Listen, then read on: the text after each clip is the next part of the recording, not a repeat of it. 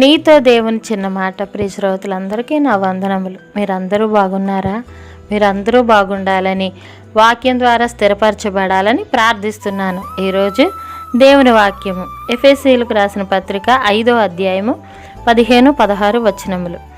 దినములు చెడ్డవి గనుక మీరు సమయమును పోనీయక సద్వినియోగము చేసుకొనుచు అజ్ఞానుల వలె కాక జ్ఞానుల వలె నడుచుకున్నట్లు జాగ్రత్తగా చూచుకొనుడి.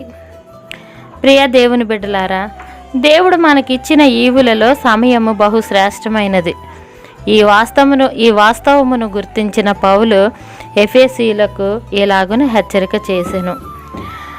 జ్ఞాని సమయమును సరిగా సద్వినియోగము చేసుకొనును.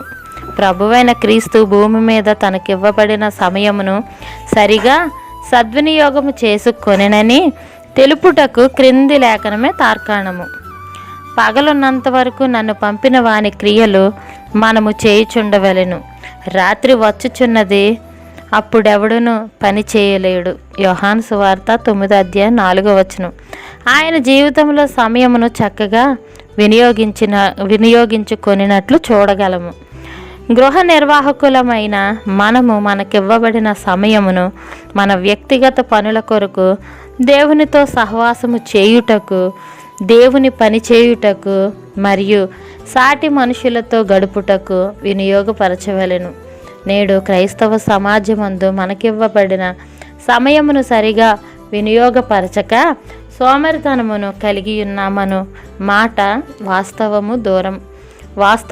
వాస్తవ దూరము కాదు. అందుచేతనే దీవెన లేక ఉంటున్నాము.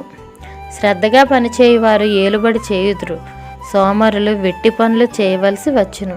సామెతలు 12వ అధ్యాయం 24వ వచనం.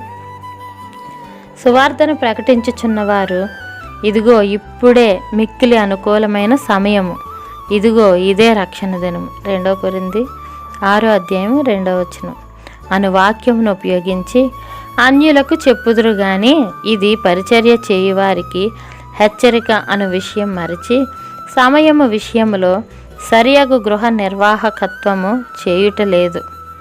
ప్రియ దేవుని బిడ్డలారా, సమయము విషయములో దేవునికి ఒక రోజున లెక్క అప్పజెప్పవలసి ఉన్నదని మరువకము.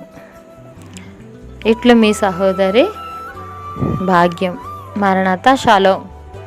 మా ఛానల్ని లైక్ చేయండి, షేర్ చేయండి, కామెంట్ చేయండి, సబ్స్క్రైబ్ చేయండి, పక్కనే ఉన్న బెల్ ఐకాన్ క్లిక్ చేయండి.